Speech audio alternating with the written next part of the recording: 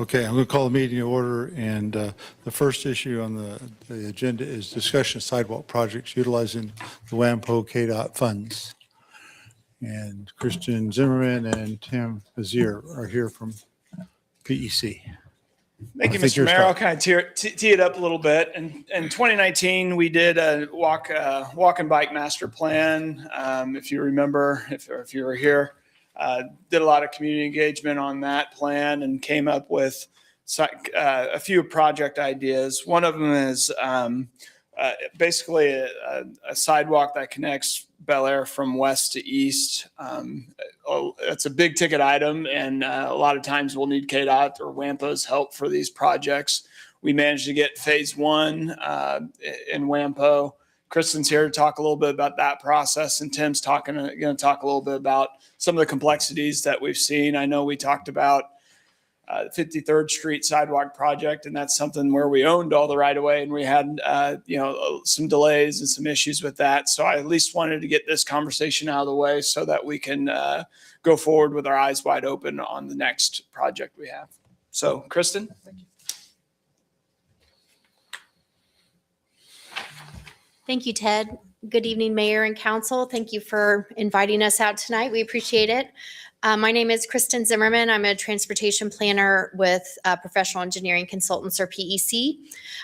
We had the honor to develop a concept for this project for Bel Aire, and so I'm going to just sort of go through that a little bit. So like Ted mentioned, as part of our work in developing this concept, we did identify several complexities, and really the goal for tonight is to sort of go over some of those go over all of the complexities with you, and then Ted will wrap up to kind of make a decision on if we want to move forward from the stage we're at now, which is developing a concept, into engineering design, which would be the next step. So here's a map of phase one of the project, and that also aligns with the handout that I believe everybody should have. So this project is broken up into 3 phases. So phase one starts at the rec center. You'll see that in red is the proposed bike path. And then you'll see in that kind of turquoise blue is the existing sidewalk. So the phase one would go from the rec center and then up along sort of the mid mile between 45th and 53rd. And then if you turn the page and go to phase two, you'll see it crosses Woodlawn. Again, just following the red line, crosses Woodlawn. Again, just pretty much continues along that half mile, crosses Rock Road. And that gets us into phase three, where it ends just a little bit west of Webb Road. So this Kristen, if you don't mind, the end spot would be where our Skyview Park is going in. Yes, thank you. And so this is broken out into 3 phases, really for one purpose, and that was for applying for funding from WAMPO. Sometimes you have a better chance of getting funding when you can break a bigger project into smaller chunks. And so we had started with this phase one to start from the rec center and go to Woodlawn. I'll stop there. Any questions? What's the phasing of WAMPO on these? What year are each of these in? I'm sorry, what's that? What year is each of these phases in with WAMPO? Right now from WAMPO, only phase one is funded. And so, That's in the TIP? Yes, it is in the TIP. And the very last page of the handout has some information about the phase one that's in the TIP. So to answer your question, it's in federal fiscal year 2027. So that means that it needs to let for construction sometimes between October 1 of 2026 through September 30th of 2027. Right. Okay. And between now and then, we would need to get the engineering work done.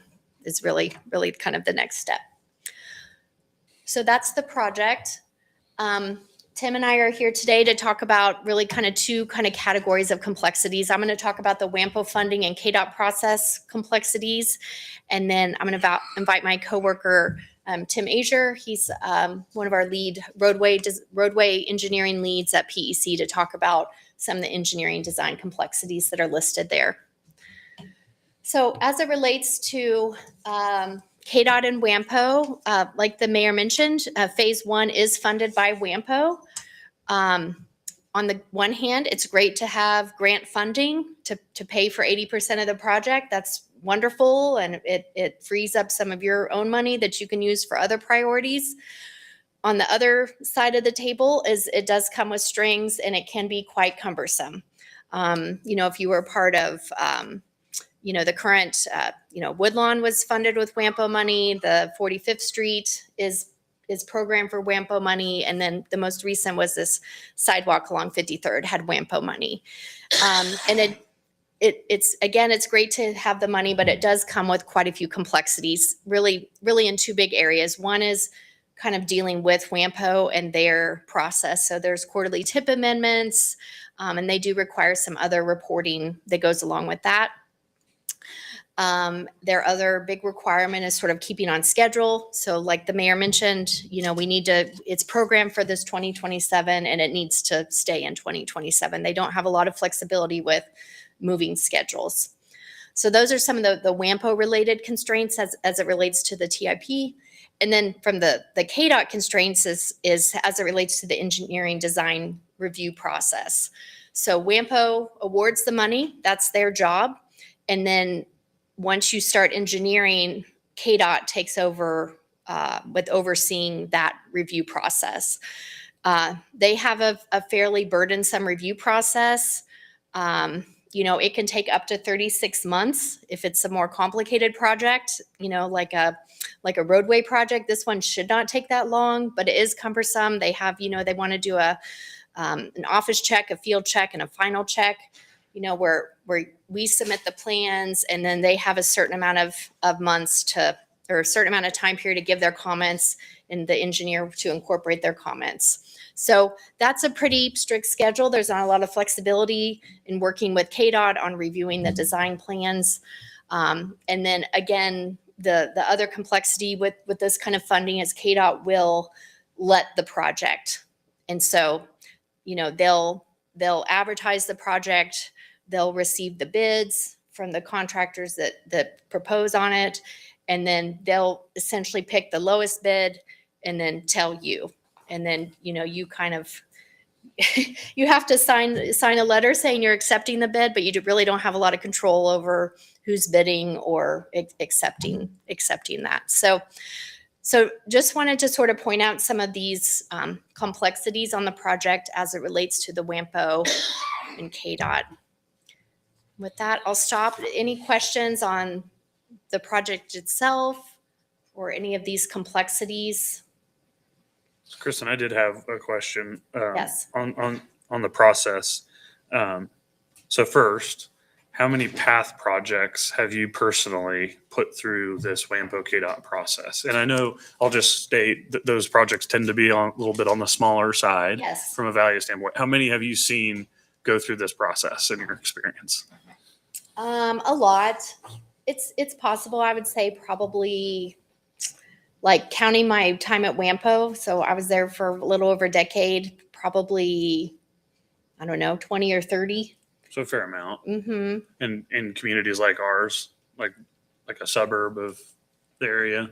It's very common. Yep. It's very common. It's a good funding source. It's we're not here tonight to say this is a bad thing, just kind of being aware of kind of what you're getting into. Right. And then the second question I have is, have you heard anybody at KDOT talk about, I'm just talking about the complexities of their process. Have you heard, because I know there is a focus over the last 3 years since they've stood up their alternative transportation bureau to work on bike, ped, and alternative.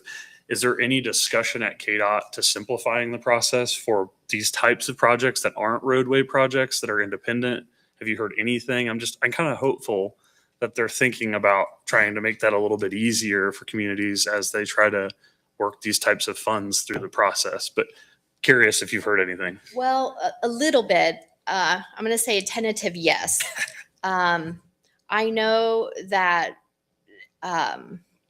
So that the group that administers the KDOT TA funding, which is separate from this WAMPO funding, they have, I think, started implementing some processes. So projects that would apply directly to KDOT, I think they have streamlined some of the engineering design review process. They've hired an engineering firm that is essentially kind of supplementing their own engineers in doing this review. So that's the transportation alternatives money that KDOT awards. I have not heard that if they're planning to expand that to transportation alternatives money that WAMPO awards or MARC awards, which is kind of our sister in Kansas City. Sure. And then one final question. I know that WAMPO is put phase 1 into their tip, Yes. but if there was a thought that we may want to do multiple phases at the same time, just speaking out loud, if it made more sense to design it all at once or to build it all at once, Yes. is there any flexibility in tackling additional parts of this if we were to move forward with the funding, if the city were willing to, obviously spend more money to Yes. do that? Just curious. Yes. So Ted and Ann and I, we have talked about possibly moving forward with all 3 phases with design, with the express purposes of setting the city up to be able to accept WAMPO money should extra become available. And really just today, I'm just hearing there, and the mayor was Yeah. at the meeting too. I don't want to steal your thunder if you're No, wanting to they share didn't it. say how much it was, but they I do have wondered- extra money. Yeah.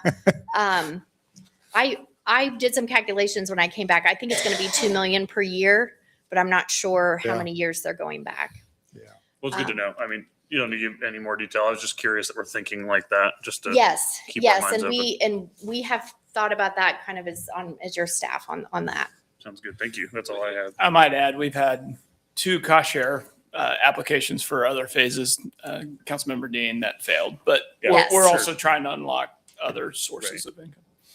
So I'm a little curious. This here says this is almost $1 million project, and I'm not seeing $1 million worth of work there. So can you run back through us and see what is it that we're doing here that's so expensive? Yes, and I might have to rely a little bit on Tim for that to walk through. And I don't have the itemized cost estimate Okay, tonight, yeah. and I'm happy to provide that, and we can talk through that later. I will say that this is another, I don't know if I would call it a complexity of WAMPO funding, but maybe a byproduct is that costs on average, I know are higher than if you would have done the project yourself. And we're seeing that quite often. Yes. It's So for example, I know getting when I was rid at of a sticker WAMPO, shock. yes, I did an analysis of what is it costing for a WAMPO funded project and then a similar project that was, doing the exact same work. It was about 30% higher. The WAMPO money is federal funding. There are a lot of components that you do have to comply with for federal funding. So for example, if you're buying right of way, you have to go through the Uniform Act. That's required. There's other kind of Buy America requirements. And so that's increasing the costs on the construction side. On the design side, the cost can be more because of designing it in a way to be compliant with the federal construction requirements. Like for example, like the Uniform Act, if you want to try to minimize how much right of way you're having to go through. And then also dealing with the KDOT review process, where there's 3 times where you submit comments to KDOT, they give you comments back, you incorporate it, you have a meeting with them, you do that 3 times. So it is more expensive, both on the pre-construction side with design and right-of-way acquisition, or it can be more expensive or more cumbersome, and then for sure on the construction side. So I'm having a hard time following where this project goes from phase 1 to phase 2. It seems to be a bit of a disconnect there, and I'm not seeing what's missing there. Okay, yes, thank you, Tim. Yes, I know that, but it doesn't seem to connect to phase 1 at all. well, phase 1 starts, let me go back. So phase 1 starts at the rec center. At the Try rec to use center, yeah. this. The rec center goes up, comes up along this easement, and then this is Woodlawn here. Then, South Yes. And then, let me see, oops, I'm sorry. Let me try to get this. Well, I got on that. here. Yeah. I don't see how it gets There's there. Woodlawn. And then there's a crossing, and then there's existing sidewalk there in the light blue. And then it starts up here again, kind of at the mid-mile. There's that little leg to the north to connect to the existing sidewalk. And then continues along here, crosses Rock. And then phase 3 picks up here at Rock and goes over to the end. Okay, so can you please back up to the phase 1? Yes. Show me the path that's following, because I got lost in it. It goes from the rec center. I know where the rec center is, but where's Yes. it goes east and then north? Is that what it's doing? Okay, well, here, are you looking at this little red? I don't know. I'm confused. Okay. That's what I'm trying to Okay, understand. okay, What okay, we got yes, all good. these blue lines on here and I don't know which one's which. Why Good don't you- question, yes. Kristen, So why the don't you blue, point out the rec? okay, that's There we here. are. Yep. And So then the goes blue lines northwest. are the existing sidewalk, Right. and then the red is new. So So what's there's new? one little stretch here Mm-hmm. to connect, and then it's starting here from the existing at the rec center, going north, jagging a little to the west, then going kind of northwest. You go along the easement. Okay. Yes, and then up here back to the east, and then or kind of northeast, and then east. Okay. Which follows like a So pipeline that's what it easement. is. All right. That And then, Tim is and then going the to talk part about. that gets confusing a little bit is when it gets to Woodlawn, it jogs south. So a brand new sidewalk would be built to connect to the existing crossing of Woodlawn that's in front of Resurrection. Oh, just so you, okay. And that's what I'm saying anyway. It jogs south, gets to the crossing to cross the road at the existing safety light that's there. And then it connects to existing sidewalk that goes north. Okay. I'm sure you just did that, or it's the recommendation to not put an additional crossing when you have an existing one, is my guess. Yes. Yeah. They'd be too close together. Mis- Yeah. Mr. Mayor, Yes. this Yeah. is probably maybe more of a question for Tim. So I had some concerns about the plan initially, just because I live just south of the red line, headed up towards Alley Park there. Okay. And so, and just what I've learned on the 53rd Street project, how expensive it is, just even getting the concrete over the ditch or whatever, how much more expensive it is when you don't put it in initially. I want to hear about just the cost, how much it's driving up building this between all these houses and that easement, and also practically how disruptive that's going to be to everybody as you go along. I mean, the easement's wide, but Yes. I just want more details Well, on that. that's a good transition into Tim's part. And I think council member, you hit on, we're using the word complexities. You can probably translate that into cost. The more complexities there are, the higher the cost. So I'm going to turn over to Tim unless there's any other questions on sort of the WAMPO or KDOT part, and he can talk about some of the engineering constraints and complexities. I do have a quick question about the WAMPO part. Oh, yes. You mentioned that KDOT will let the project and accept the lowest bid, which we then Yes. sign off on. Yes. Do we have any option at that point to say, no, we don't want that contractor? I don't know if that would happen, but That question has come up in the past.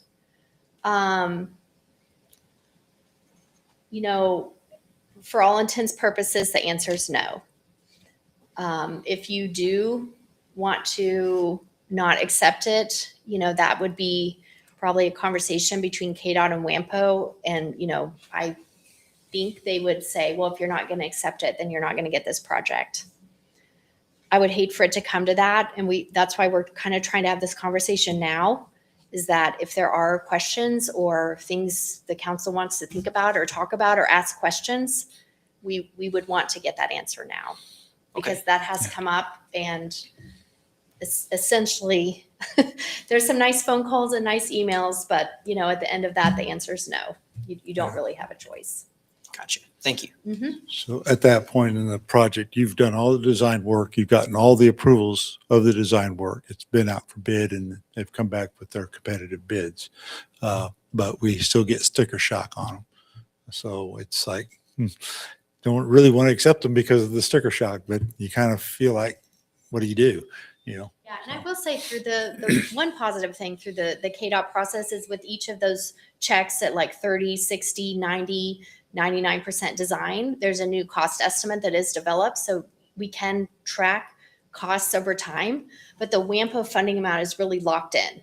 So that's locked. That can't change. And so any cost increase that goes above what the budget is when the WAMPO award was awarded is borne by the city.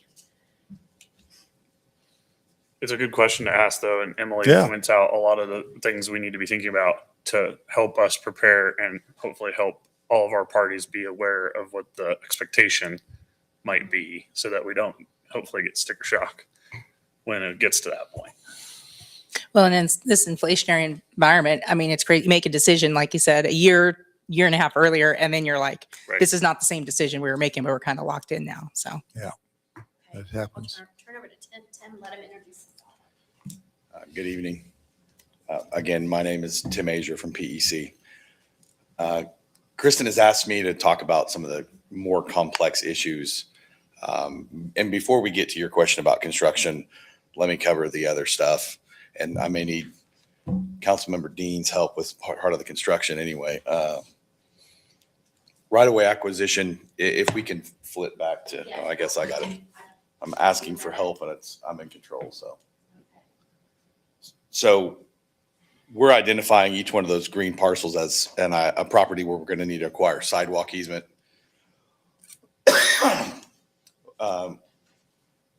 KZ covered the Uniform Act, and I assume you've been through that class and are familiar. Anybody that is not, you have to follow specific procedures to go through and fill out paperwork along the way, and everything has to be documented. Everything has to be above board.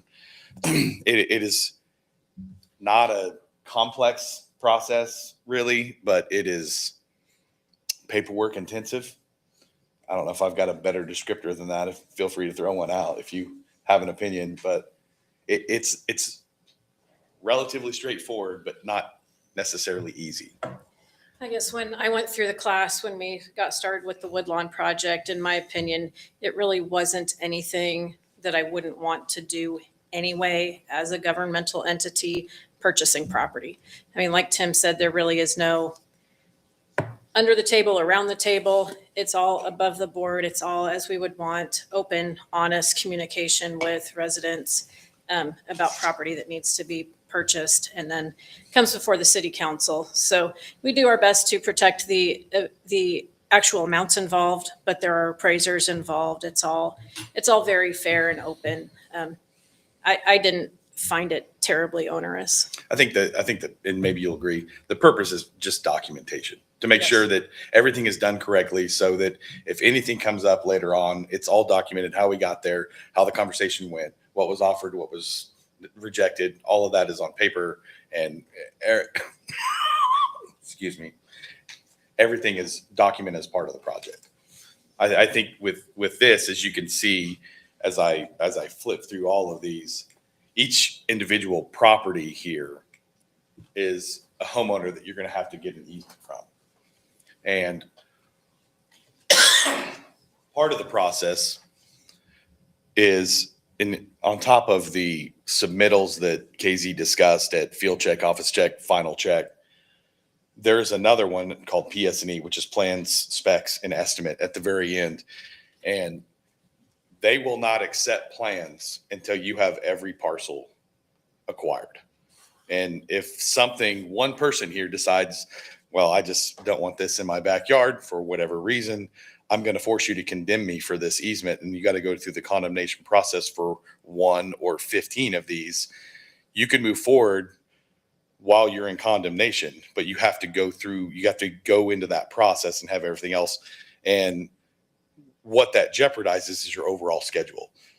Typically what happens is you try to get your funding for spring of the last year when it's available. So you're trying to bid it sometime between March and May, 30-day advertise, plus contracts will take another 60 days after that once you've identified a contractor. So you're shooting for contracts sometime September, August at the end of the fiscal year. If you hold up for one of these parcels and it kicks your schedule out and you've already kicked it from May to get to September, and you add 3 months to that, now you can't obligate the funds until after that fiscal year is over, and that's a problem.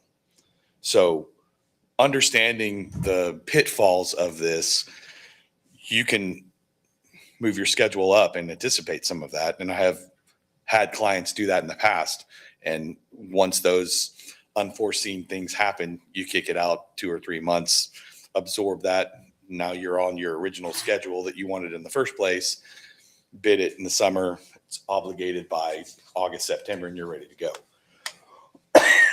Tim, quick question to Yeah. that discussion. So it looks like some of this is shown in green and is showing a sidewalk easement exists.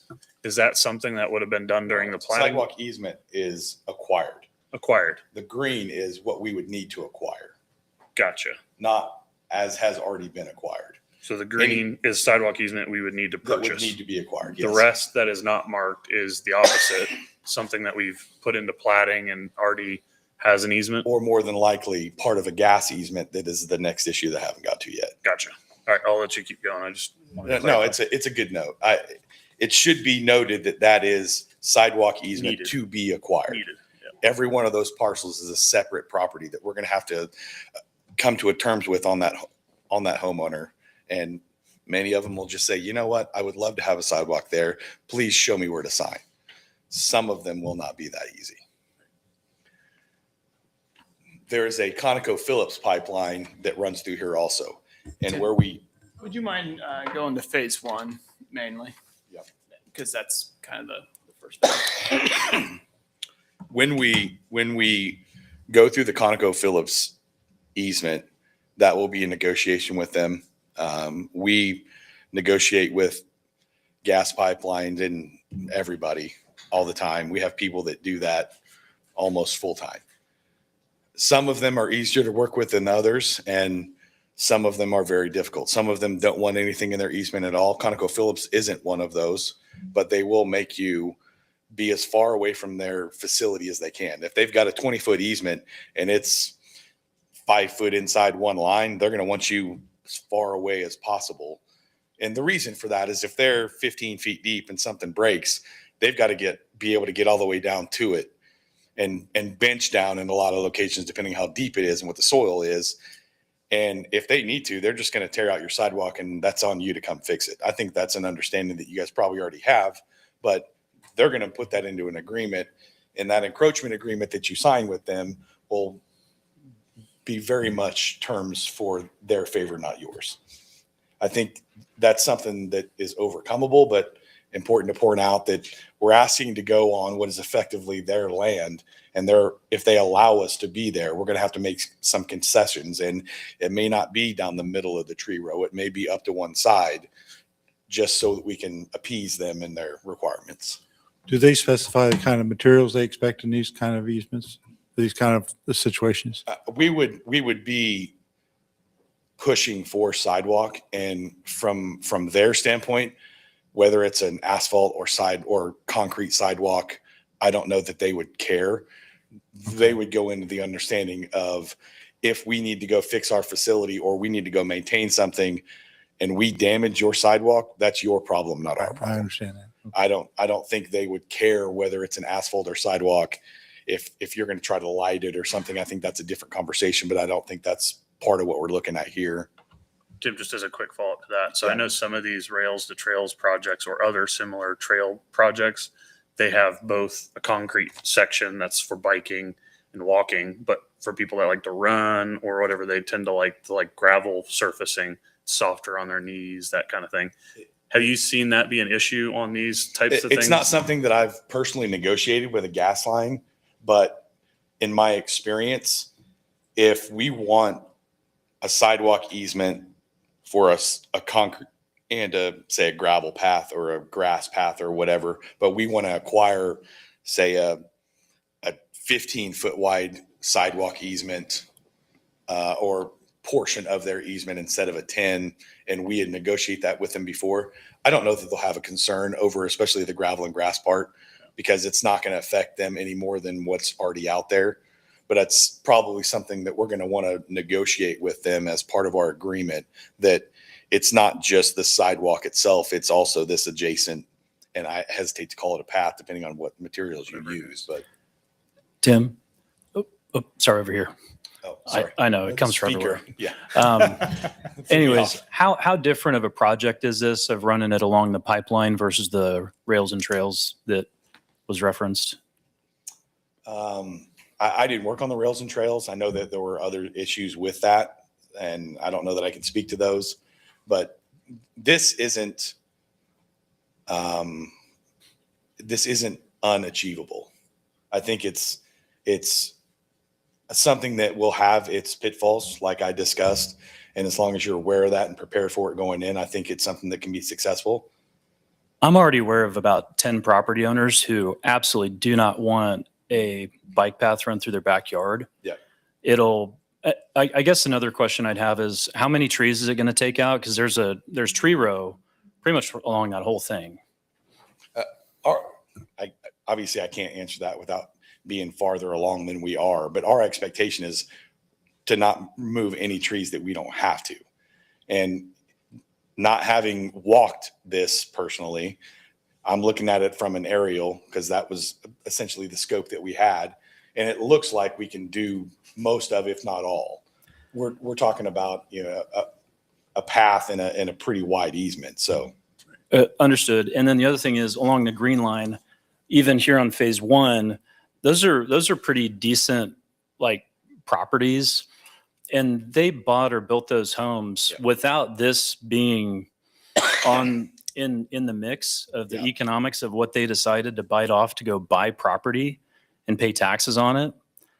It changes their space. How have you ever done this in a neighborhood where you got $500,000 to $500,000 $1 million homes along where you're trying to buy it up? No. Has it ever been attempted? Sure. And I can speak to that. Probably the best example in our area is the Redbud Trail that the city of Wichita did. So that runs on the old, I'm not sure what railroad it is, but it like kind of starts underneath the highway I-135 and then kind of goes up to 17th Street.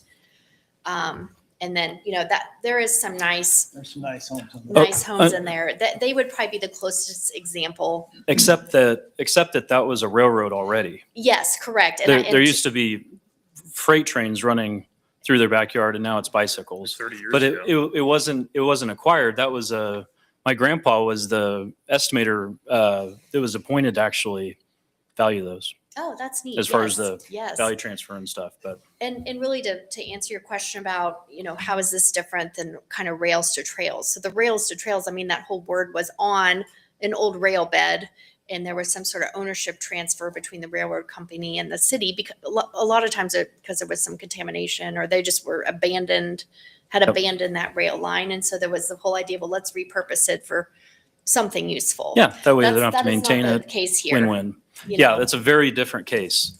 Because here you have to go negotiate with all these property owners who bought their house with a nice tree line. There's a nice privacy screen between them and the next house. And they don't they Yes, got and- stuff on their and back porch. This gas easement is Yeah, another. big let alone the gas complication. easement So, complexity. Yeah, Yeah. we really had kind of identified 3 engineering design constraints: the gas easement, the right-of-way acquisitions, and the public reaction. Either the individual homeowners like you're referencing, and then the third one was just kind of the reaction from the overall community. So that's those are just I'm unknown pro at this bike path, point.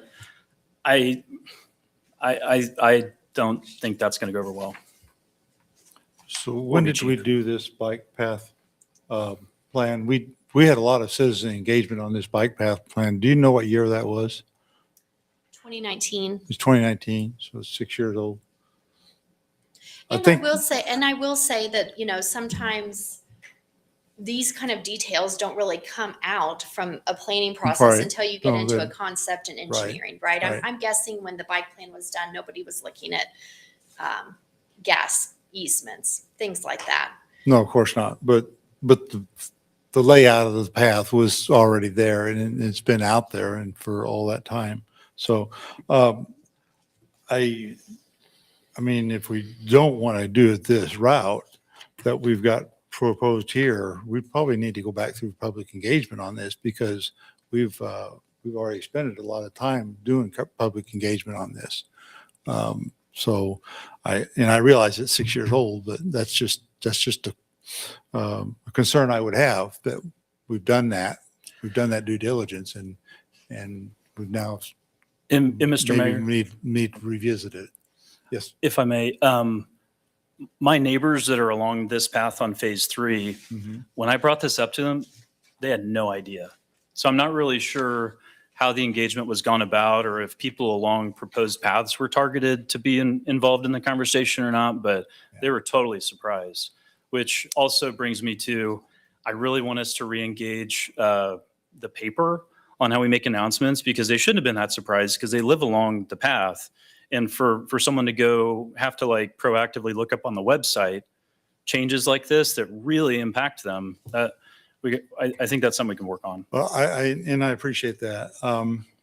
I guess in a way, and it's not totally this way, but to some degree, that's part of the due diligence when you buy property. You say what's out there, and your realtors have the responsibility to tell you those things. And if they're not, that's a realtor issue, I think. Mr. Mayor, I'd like to address something. So first, Mike, can you just tell us your property is next to this path? It is. That's what I Instead said. of- Yeah. Right. So your property is, and I think it's actually in phase 2, not in phase 3 from what I can tell.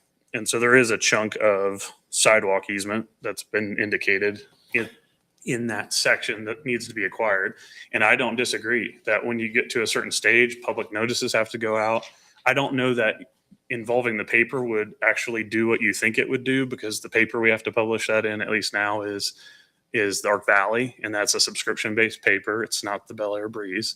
So I don't know that comment would have actually had anything to do with what the city is required to do on this matter. But I do know a lot of folks were engaged during this process. A lot of folks are going to have to continue to be engaged in this process. No decisions are made in a vacuum.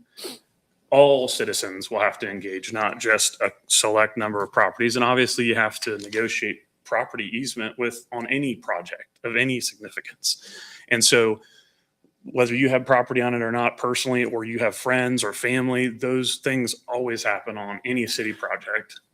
So try not to make it so personal. Try to think about it in a little bit bigger perspective, because at this point, one, we're not even talking about phase 2. We're talking about phase 1. That's all we have funded. Yeah. But I get that you're going to have decisions are going to change depending on what strategy we may implement or what strategy we may take. But we're not making that decision today. It's more getting educated, understanding the challenges. We understand that challenge. We know that's a challenge, and that could have an impact on our decision. So But we're not deciding today. sure. And Councilmember Dean, thank you for that. It will be personal to the property owners who feel like they don't have a say on their own property. But I would ask the question, how would a property owner have maybe picked up that? Because I guess maybe the question is the reason you highlighted it green that it has to be acquired because it wouldn't have been already identified on somebody's property when they went to buy it or develop it? That a bike path was planned or? Yeah. We are identifying areas where we would have to acquire a sidewalk easement where one does not exist. So a property owner wouldn't have been responsible to know that No. this was the plan already? Well, I mean, Okay, really thank up you. to this point, up till this concept was developed, really all that was out there publicly was this map.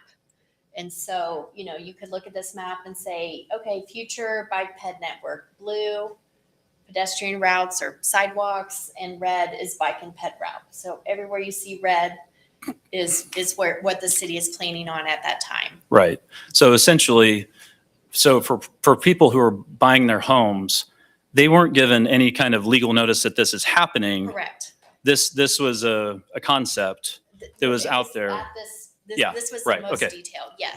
I just Yes, thank you and for then clarifying that. Yes, and then the next step was really, us working on this concept for this project, because, this all started because there was this knowledge of this gas line easement. And so we said, okay, let's work on this concept. Let's figure out what the other complexities are. So we kind of have our eyes open before we go into the project. And at the time when it got into the WAMPO for the tip, it was a top priority for the council. And so that's how it got into the tip for funding now. So, and then as we just keep working and get more detail, we wanted to bring it to you because it's a good decision point between, okay, there's funding there. We have a concept. The next step is doing the engineering design. And so we felt like it was our responsibility to bring these things to you and through Ted and Ann before that next step is taken on the design phase. Thank you. Yeah, to be fair, I mean, it is a concept, Mike. And you don't want to move into full design unless you've vetted all these challenges and decided as a council which direction we want to go. And to your perspective, any property owner on any project that might need right away acquired of any substance would have a personal thought on that for sure. Wasn't discounting that. It was more of this is a typical process. And we're just kind of in that stage of the process now. So.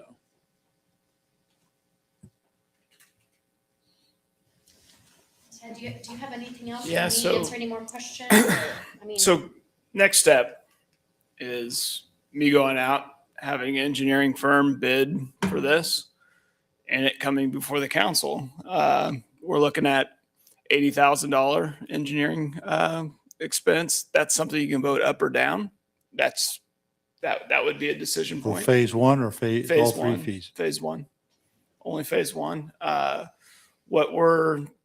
concept on the budget would be about $150,000 a right-of-way cost and about $15,000 utility relocation. So sum all that up, it's about $240,000, $241,000 before we even get to the next stage or we want to acquire. The reason it's here before you deny is we need to act on this because if there is going to be right-of-way acquisition, we have to start now.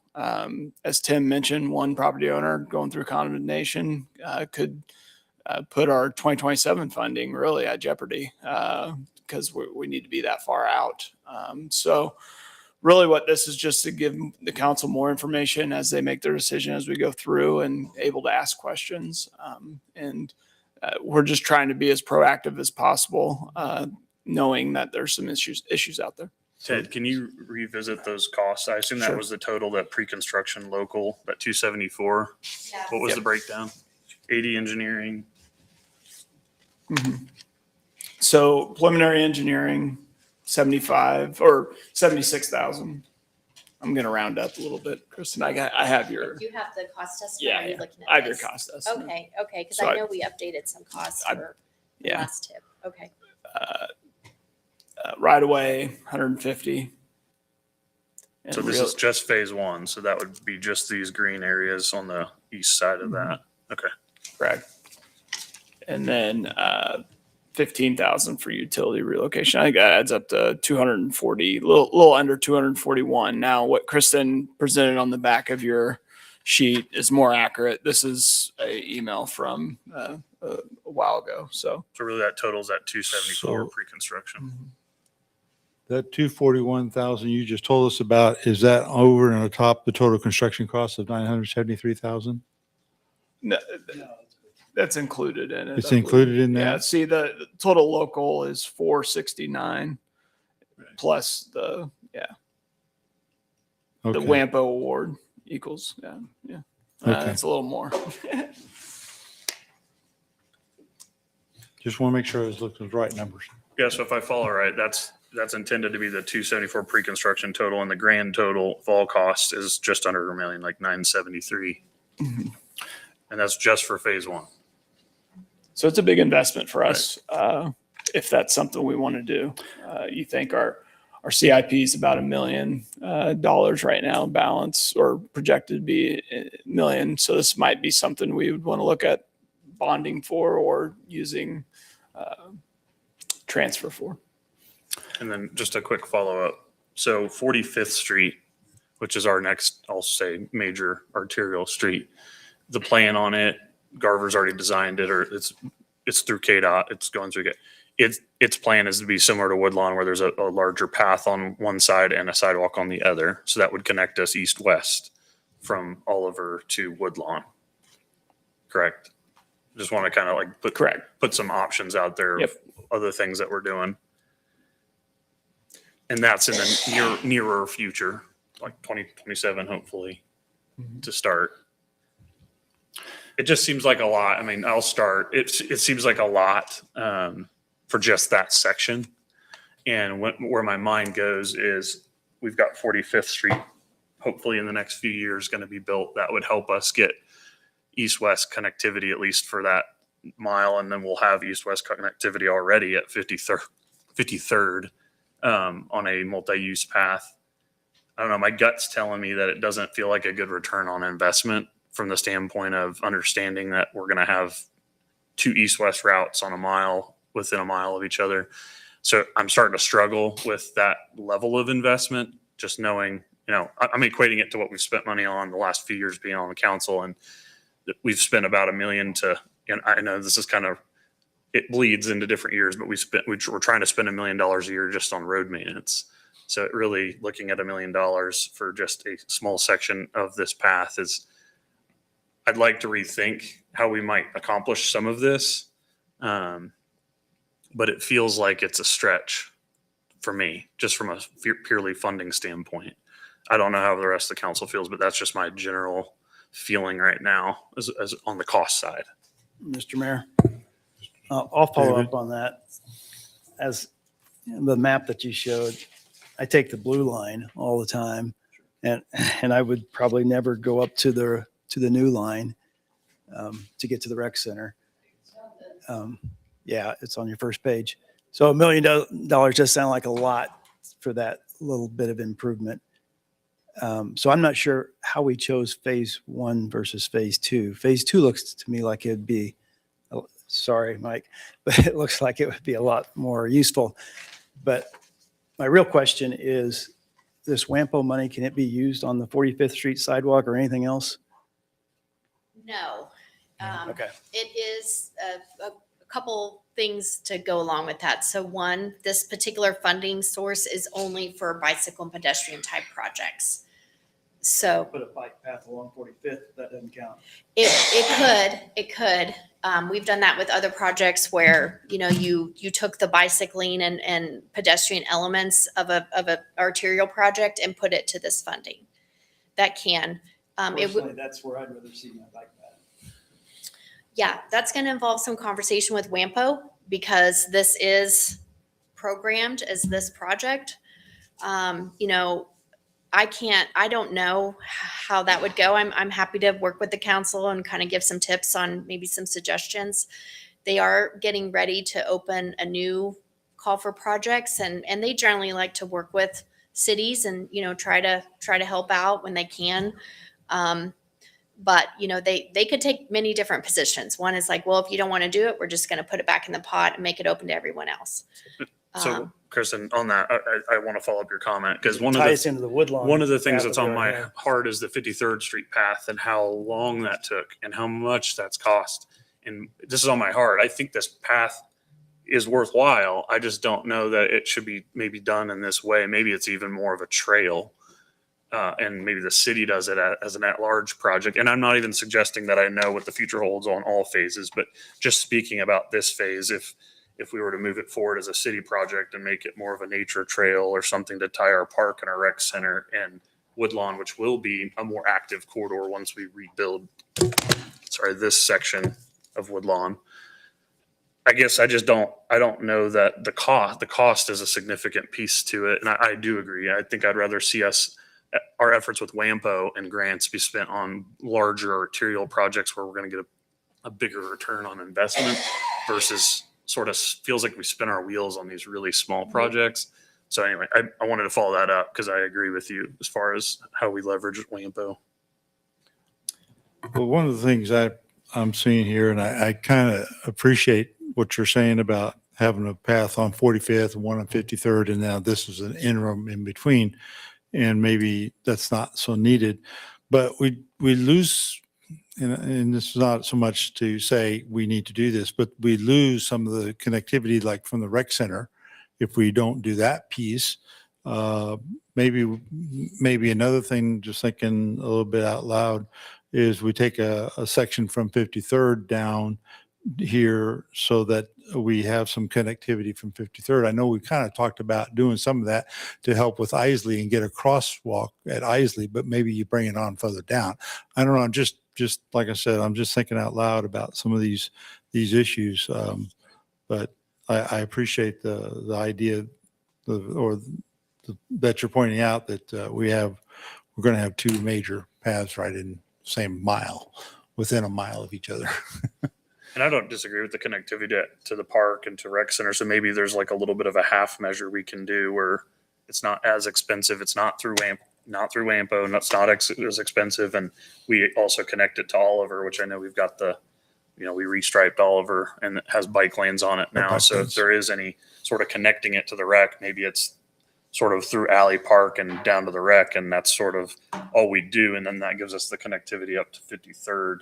I'm also kind of speaking out loud here a little bit of just how we can do this more efficiently and leverage some of the larger arterial projects that we're going to be investing in the future too.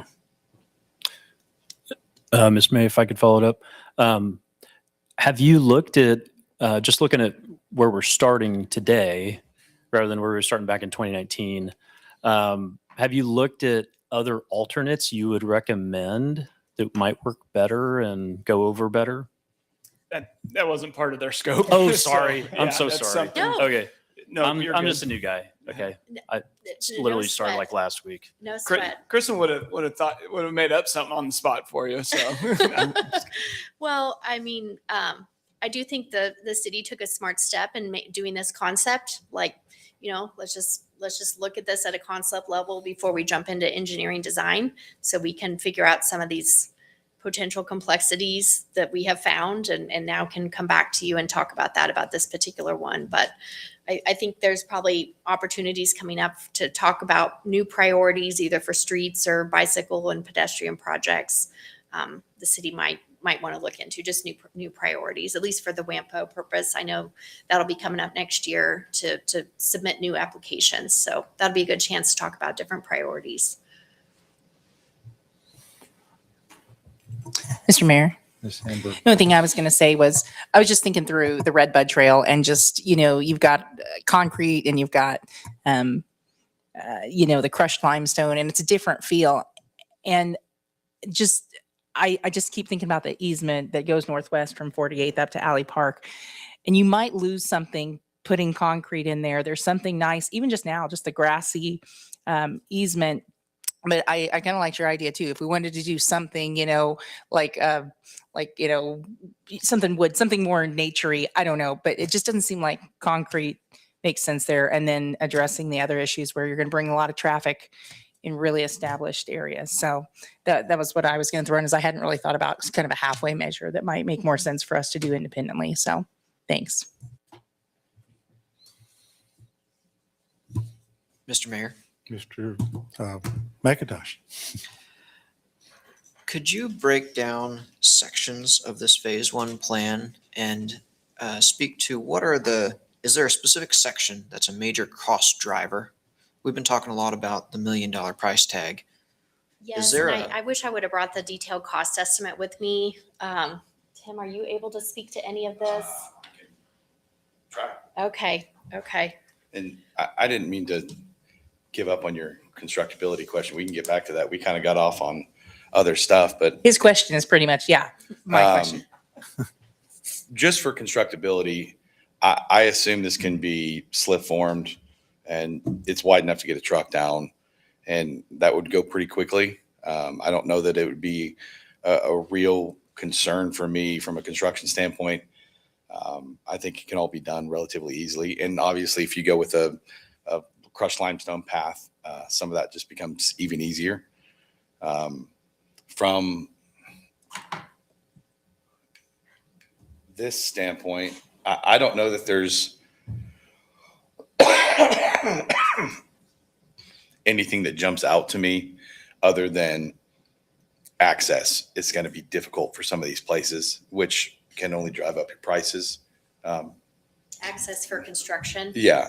I mean, the right of way is the biggest cost driver here, right? Because a big chunk of it needs to be Yeah, purchased. acquiring all of that is a pretty significant part Um, I mean, 150,000 on $1 million, that's 15% of the project just in right away.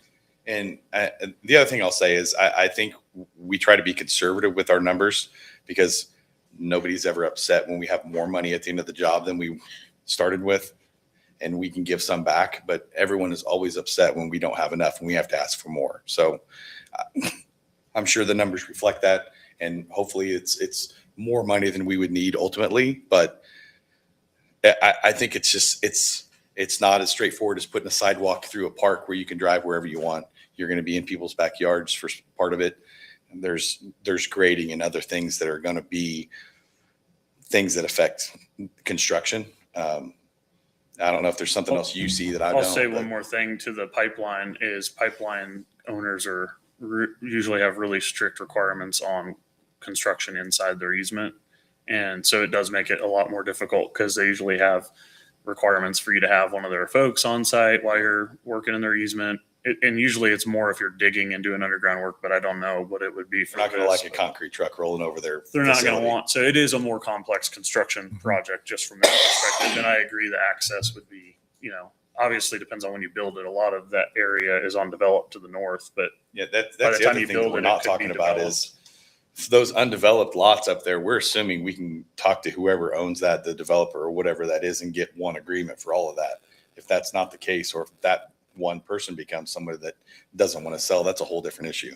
So And I apologize about not bringing a cost estimate, but we're happy to follow up and provide some detailed information about kind of some of the line items and itemizing out the costs on that. Well, I have a question probably more directed towards our city manager and city engineer. If we were looked at this, just a pared down section of the rec center area and this little area over here by Sunrise, maybe doing something along Woodlawn to connect 53rd down. Would that be something that would be wise to have PEC do design work on, or would that be something we should look at ourselves? Or how would you propose we proceed with that? Yeah, so definitely something we would have PEC do a concept with some cost estimates first, Mhm. discuss it, and then we can move on to full engineering, kind of like the situation we're in right now.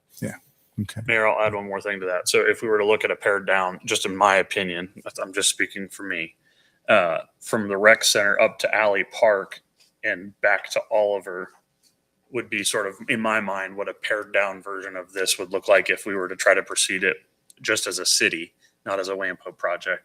So I don't know how that factors in with, how you might evaluate connectivity, but to me, that is sort of a good starting point of a pared down version of this project if we were to consider it. Just connecting Alley Park to our rec and then connecting it to the bike walk off of Oliver is, in my mind, Mayor, what I was kind of thinking when I was thinking pared down. Yeah. So it would be nothing it would be just to getting Alley Park and rec, which obviously, like you said, you use that path, connects all the way down to 45th. Unconnected right now. It's not too bad right now. But that would just be connecting one of our parks to the rec center. So Yeah. That's it's just pretty in much my what we mind do. and I was thinking kind of what I think Emily said it well, sort of a less concrete, more nature, less cost, less impact, more depending on natural. materials, maybe less cost. That's kind of where I was heading to with that is And when you say pared down, are you Wasn't thinking basic. concrete or like a crushed I limestone? personally was thinking like a gravel, more of a gravel path, but that was just kind of what I had in mind. It's something you could take your bike on, because I liked your point about, we've got the bike paths on Oliver where you can swing down from and catch 48th, but Again, we need a lot of feedback from right. them. for But- what you're wanting to do. Right. In my mind, it was something that would be more natural looking and less invasive, and hopefully not as much cost. But again, the pared down too is to me just getting rid of needing to impact all those individual properties as much and connecting our rec center to a city park. So connecting public spaces, and then that would connect you all the way down to 45th as well with what's already kind of sort of in there, that road and some of that path. Just thinking about the 45th Street project and then how it maybe connects eventually to Oliver and up to 53rd.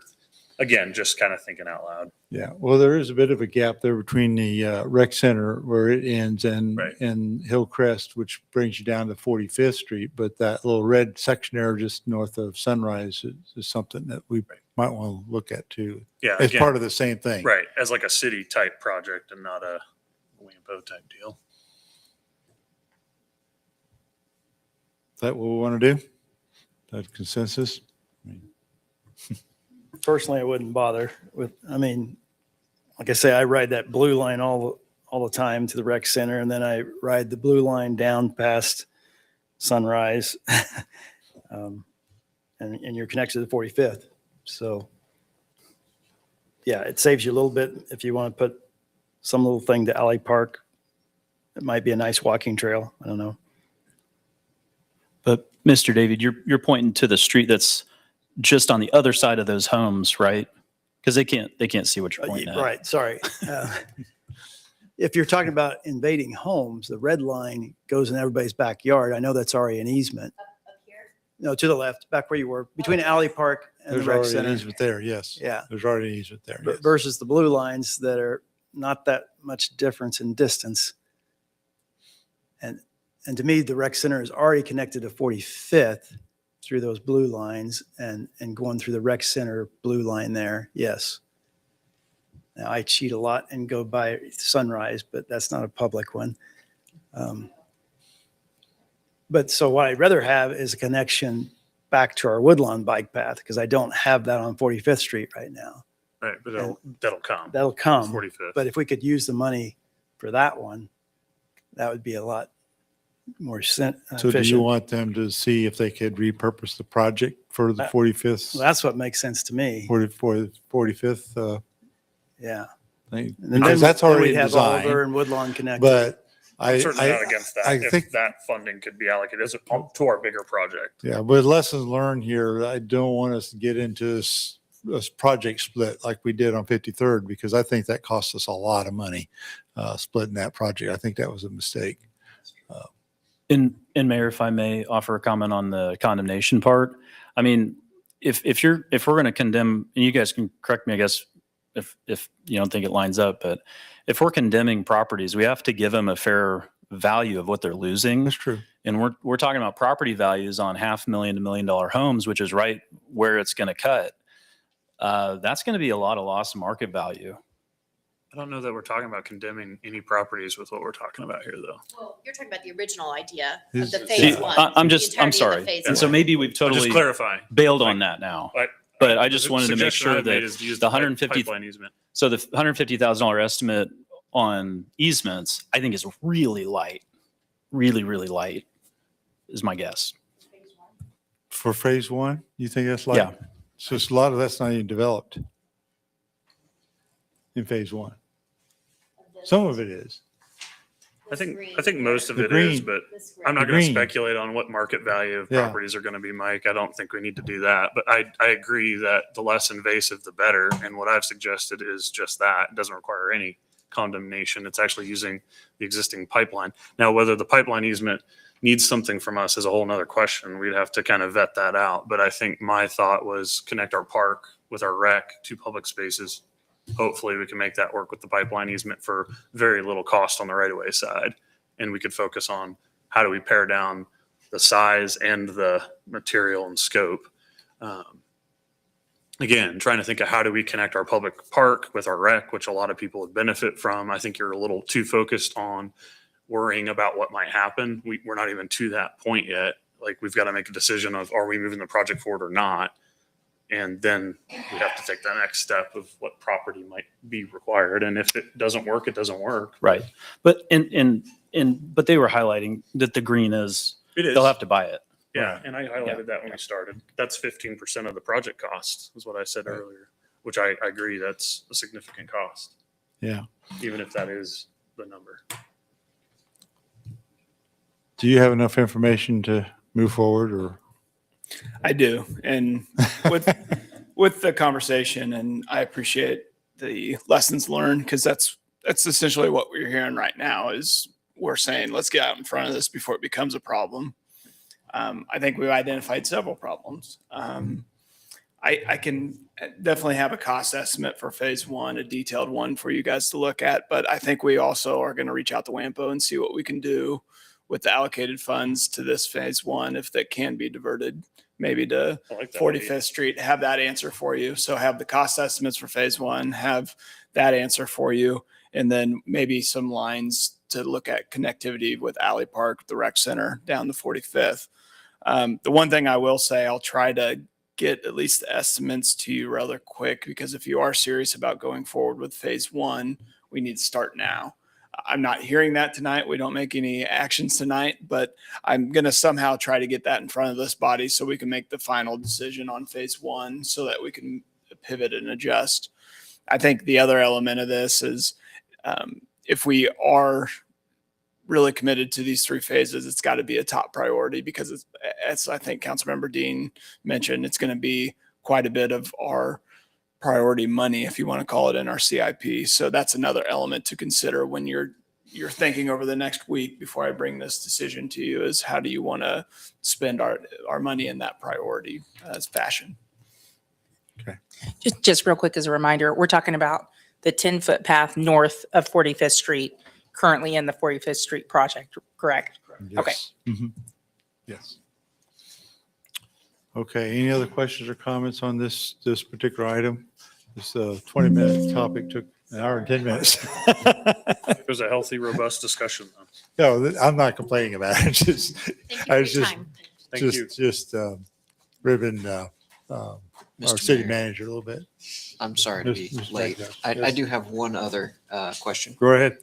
Are there standard risk assessment options if we were to move forward with the plan as stated? For like, hey, what options do we have for risk assessment in terms of acquiring these easements? I don't know. I might have to have Ian or Tim answer that. I mean, in terms of, you're kind of wondering specifically about acquiring the right of way and evaluating the risk, and that's related to that. Correct. Okay, yeah, that might be a question for Ann, because the way the way these work is that, you know, the engineering design company would do the design work, and then the city would do the right of way acquisition. So she's probably better. I don't know, did she step out? So Ann, are you able what to we speak do to with the kind of right-of-way evaluating acquisition is the they risk? define what has to be purchased, and then we have another guy, I can't remember his name, that has done that for us, and he goes and negotiates those deals. Now, to Mr. Proctor's point, it has to be a fair market value, and you do have to make a reasonable offer. Now, if they get sometimes, and we've not had it happen, but sometimes it has happened where the property owner gets stupid about the price, and then they end up having to go through condemnation because they've just gotten stupid about it. But for the most part, that it doesn't happen. Okay. Okay. It does happen on occasion. I cannot say it will not happen here, but that's pretty much what it is. And if you want to elaborate, please. Yeah, they do, with every single property, they do an appraisal. And so they go through and it's a pretty lengthy, probably 20 to 30 page document, looking at everything and evaluating everything on the property, the trees that may or may not be lost, the construction time, the disruption to life, the property value itself. And then as far as risk assessment, KDOT on all of their projects do an environmental risk assessment. They go through and evaluate and if there's any native ground or any other significant ecological part through the properties, that they do evaluate that too. And going through the Woodlawn project, we did have several property owners. It'd be that, I don't remember the specific name of the neighborhood, but it's just in the southwest corner of 45th and Woodlawn. There's a small neighborhood over there. They were very concerned about the sidewalk basically coming right next to their house, is kind of how they put it. We did not acquire any property there other than temporary construction easements, if any at all, but they were very concerned. They emailed KDOT. They thought they needed a wall because of noise, and KDOT went through and did a noise evaluation. They said, no, it's not out of line. And to Mr. Proctor's point, that was in a street right of way. So when you purchase the property, you may not have seen a potential expansion of the street or any sidewalks, but you at least knew that there was something there. So that's a somewhat similar scenario, but again, not quite, because it's street right away versus pipeline easement, and they're two very different things. But does that kind of answer your question? Yes, thank you. Okay, you're welcome. Okay. Move on to our legislative priorities. Every year we usually send a letter to our representatives, and we now have 5 representatives that represent Bel Aire. We have 3 members in the House and 2 senators. So anyway, this letter usually goes to them, and I usually try to get up to Topeka once or twice a year and talk with the representatives about different things. So you have in your packet a copy of last year's letter. I'm okay with most of it. I think some of it needs to be reworded a little bit because it goes into detail that is no longer applicable. But I think that we can do that. But there's one other item I would like to add to this, and it has to do with the cost of maintenance of shared roads. If you look on page 10 of the packet, it has I'll get to it here in just a second. My computer will cooperate.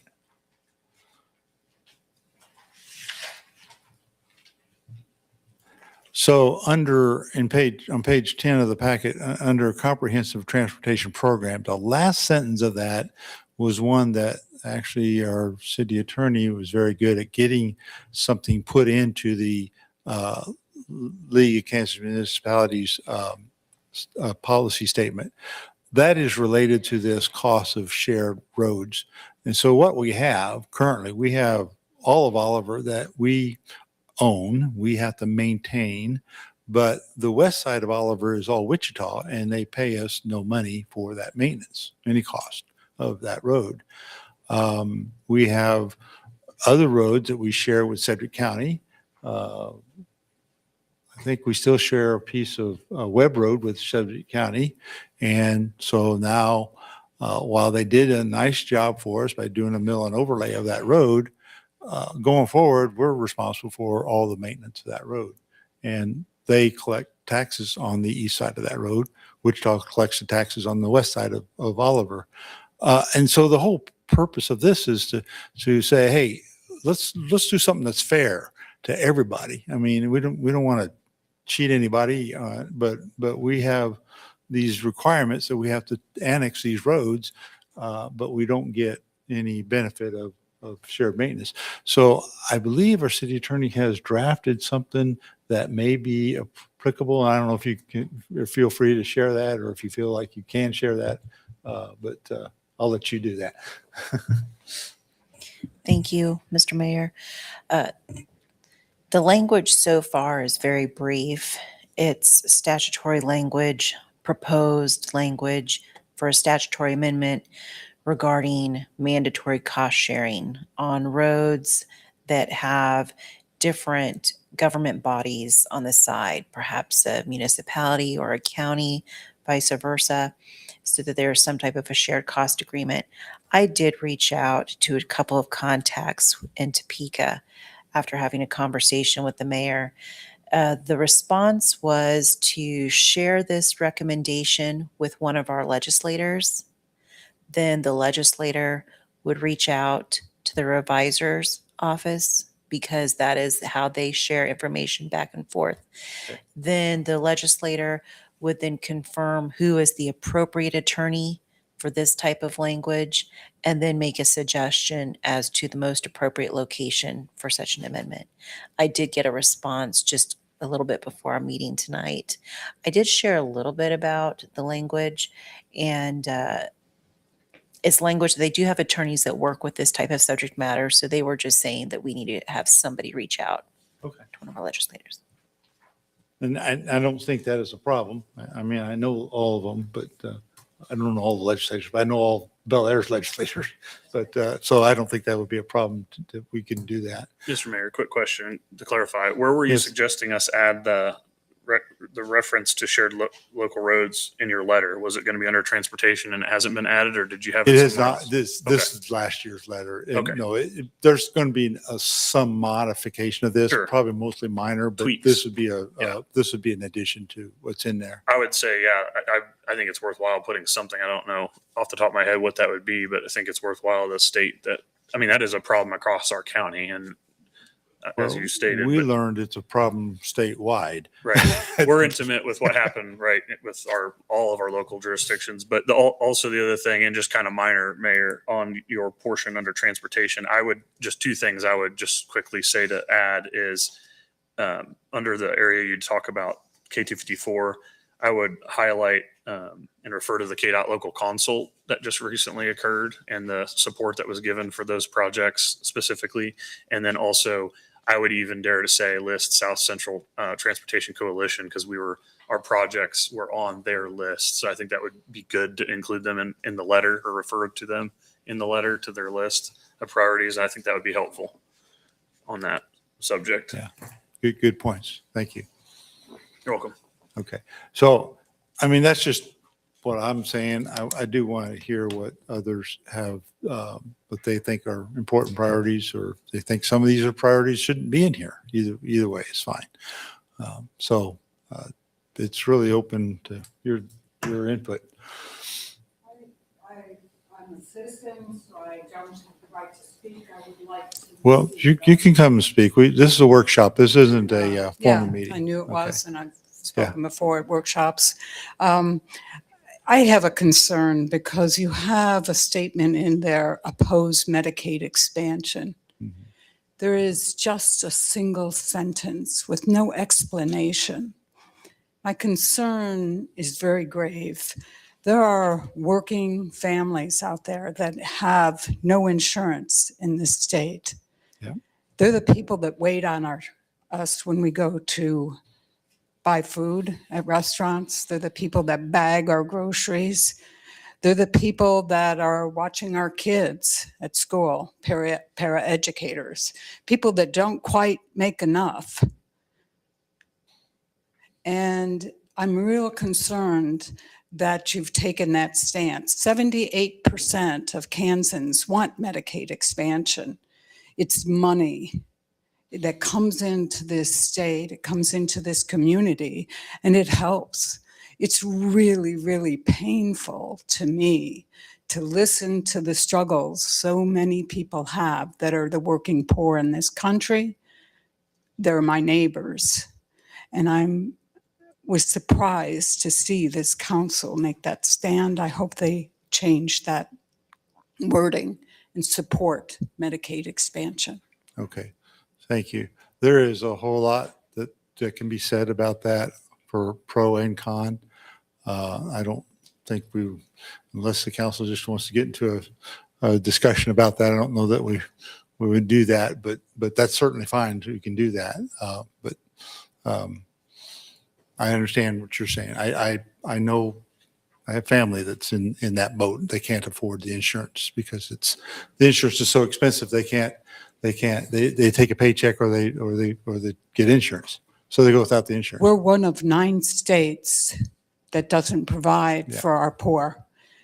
Well, And We have other this tools, but isn't yeah. what our community is about. When you talk to our community is about taking care of each other. So I want my representatives to reflect my community. yes, I understand. Thank you. Mr. Parker. Thank you.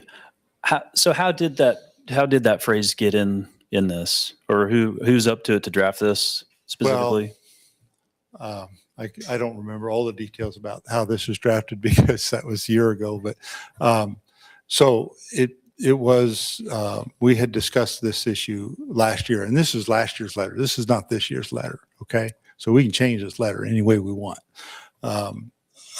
But mostly the issues with Medicaid expansion, and I'll just run a couple of the summary issues of it, okay, is that the states that have done it have found out that it usually costs them double what the estimates are, and then they end up having to pick up the bag. I'm sorry, I'm not going to let you speak again. Okay. Uh, But truth needs, truth and- matters. And I understand that, that's true. That's not true. The other thing is that if you expand it, doctors are not required to take Medicaid, okay? They choose to take it. And they also choose to limit the amount of Medicaid they take. So if you expand Medicaid, all you do is lengthen the lines of those patients waiting for those doctors, because there's only certain many doctors that do it, and other doctors won't touch it. So you're not really helping the people that need the help when you do that kind of a thing. So those are just some of the issues that are out there. It is an issue that needs, the working poor is an issue that needs to be addressed. This is just not a good way to address it. So so we're talking about this tonight. Is this supposed to reflect our views as a council for what we're Yes. trying to encourage the state level to do? Yes. Well, I don't know that that's a necessary comment to put in there from the municipality level, but if it's really just that one sentence, it's all the same with no context. I don't think it's great. Statewide municipality supports Medicaid expansion. So in their document, they support Medicaid expansion, not Bel Aire municipality. So the statewide that represents all of Kansas, Sure. they know the effects and they support Medicaid expansion. Yeah, so one of Bel the, Aire has chosen not to, they've made a one-sentence statement that we oppose Medicaid expansion. I'm having problems with that. Yeah. Okay. Yeah. And I guess I just questions like, to what extent is it municipality's job to weigh in on that? It doesn't have to be. It's really up to the body what you want to do. Okay. So. yeah, so on this letter in the past, just to give some history, not just of last year's letter, but prior years, my general thought on this has been to simplify this letter and to have it have less and not more. And so Try to just do from that. that standpoint alone, I think deleting that entire section of this letter would probably be valid. And I also think looking at the rest of the letter and deciding what do we really want to communicate and what are our top priorities as a municipality for our community, instead of weighing in on some of the bigger issues that frankly we don't have any control over. Yeah. And I guess my other thought around this whole thing is the people that make those decisions were elected. So, and Our state reps. we probably went to the voting or went to the ballot box and voted for them too. Mhm. But, we're running municipality. It's not, I guess I just don't see our role is trying to like get into like Medicaid or not. And it's like, that's not actually in our purview of what we do is making decisions for the city is, I guess, just my thinking on it. Okay. I tend to agree. Right. I'm with the simplification. I think last year Medicaid expansion was a bigger one, and we were trying to counter what the league put out.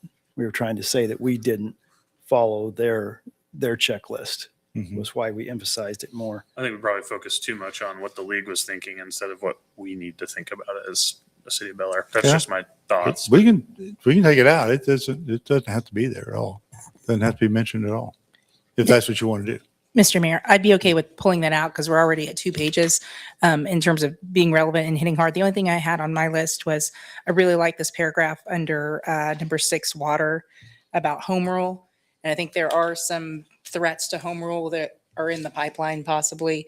Yeah, The there two are. that I was thinking of were in terms of some of the zoning, kind of the top-down zoning legislation that might come up this session. And then maybe if we retooled this and made home rule, maybe the 6th bullet point, if we pulled number 4, Medicaid expansion opposition, make home rule one of the bullet points, and then kind of maybe list that as well as, I think, Property trying to make valuations and caps.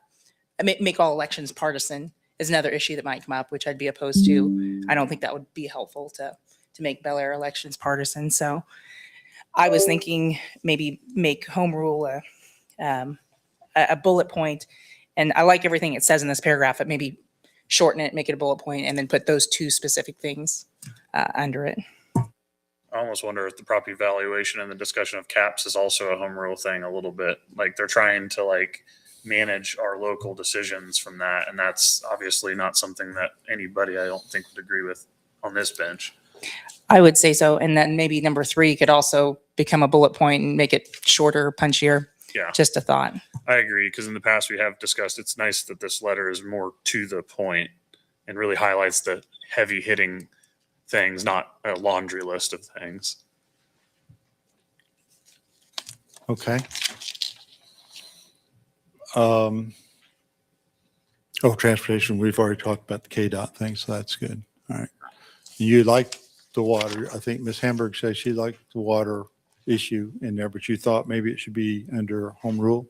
I didn't comment on the water issue, the property valuation, Property valuation. along with not having partisan elections and not having any sort of statewide zoning legislation.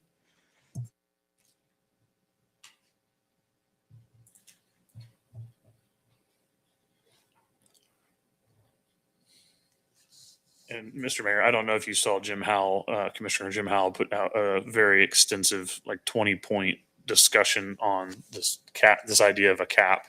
And one of the items he referenced was the Kansas Constitution in multiple sections actually makes what they're proposing unconstitutional.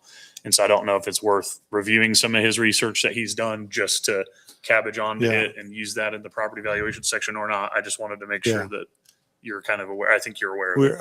I'm pretty much aware of what Mr. Howell is proposing, and we've had some discussions about that. And for the most part, I think he's pretty spot on with stuff. Okay, have a couple of issues there. One was a bit of a constitutional issue, but I think he understands that now and has backed away from it. The proposal that they've discussed is a constitutional amendment to the Kansas Constitution. So if you did that, it would void out anything that would say, no, you can't do that, right? So it's a little bit convoluted, but that makes the Constitution a bit convoluted, but that can happen. I guess the reason why I brought that up specifically is if we want to take a hard line on us believing in the current Kansas Constitution so that we can be very pointed that we're against any change to the current Kansas Constitution, that might be worth thinking about. Obviously, we need to draft that language and agree as a council, but that's, I guess what I'm saying is being a little bit more bold. Like you said, Emily, I think you said punchier, just kind of reaffirming that we believe in the current Kansas Constitution and would not like to see an amendment of any kind to that as far as property rights go. A good point. Okay. Wow. I think that's good. One of the reasons I asked that this be brought tonight is because this is going to be a short legislative session. They're going to get out of there and get home because everybody's up for re-election except for the senators. But we have governor's race. We have every member of the House that's up for re-election. They're going to want to get out of there and go home, and they're not going to spend any more time there than they have to. But they have certain dates they have to spend there, and they will spend those days. So, but anyway, okay, good. Any other improvements or suggestions? Okay, well, I've got some notes here. I think we'll Mayor, if I might make a packet for next week will probably be published on Thursday. Melissa, our great city clerk, her father-in-law passed away. So we're a day behind here, but prayers and thoughts go out to Melissa and her family. Yeah. One other thing I would like to maybe just broach a little bit, just a small, it's a different subject, not on the agenda, but we're not a formal meeting, so we can do that. What are we going to do with the old Public Works building? I think some have talked about that. Just even talked about it while we were over there. Yeah, chatting about it. I was trying not to talk about it since we weren't in a public meeting. Well, one thing, it was still being discussed. One thing, we are renting a storage unit that we don't need to be renting once we have a building that is able to have some storage. However, I'm open to all suggestions and thoughts. right now, we're going to utilize it most of 2026 transferring, or at least the first part of 2026 transferring, cleaning it up, getting it ready for either storage or other elements. The tree board did approach me to talk about possibly planting some trees or keeping some trees there so that and they take care of them. And if a homeowner ever wanted a tree, they can just have them. So not a tree farm per se, but some land to be able to use. That was one suggestion. But honestly, we've been hyper focused on the new building. I haven't sat down and really took a big thought on it. Open to suggestions though from anybody on this council. When Woodlawn gets finished, it'd be a nice real estate for sale. Yeah, I was going to throw out the idea that we probably visit with somebody about the marketability of that property in its current form. Obviously, there's a building on it, so I don't know what the marketability of it is for reusing the building, but certainly a piece of land along the railroad is useful in some manners to some people, right? Whether that be a developer or whether that be somebody that wants to build storage units or whatever that use might be, that property has some value. You'd be interested to know what that would be and if it's worth us entertaining selling it to use the proceeds to help offset some other costs. That was going to be my general thought, is just to get an idea of what kind of revenue it could generate. And then we could have that in front of us when we discuss potentially keeping it or not. And for whatever reason, that was going to be my thought.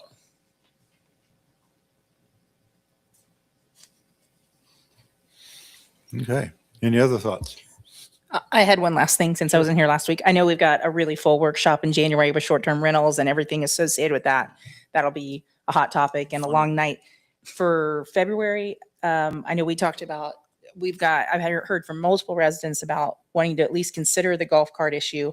I know police maybe isn't a fan, but I think we have a developer that's interested in it as well. It would be worth, I think, having at least a workshop to discuss it. I didn't know if February was maybe a good time to tack that on or not with the CIP discussion. Okay. Yep. Good. Yeah. I'd be interested in having a discussion too. Personally, just to make a Me too. comment to that, I would like to have that as a separate discussion. I think the CIP discussion is more critical, and I think there's a lot more priority setting in that. I'd love the discussion you're talking about. It's a presentation and a lot of opinions. I would rather not muddle our CIP. I'd rather kick that to the next, if that's okay. I'd rather kick that to a separate meeting because I can see the CIP being a long night. I thought this might be a quick item, but I thought the first item tonight would be quick too. So you might be right in reality. But I do think we should talk about it. I'm not saying we shouldn't, maybe just as a different meeting. And to your point, I'll look also, we do have some light council meetings every once in a while. Maybe we tack on an issue on that, but definitely March, it's still pretty cold out. So we have a little time in the winter to talk about some of these outdoor. Thanks. Okay. All right. If there's nothing else we need to talk about, we can call it an evening. Everybody have a good evening and we'll see you next Tuesday.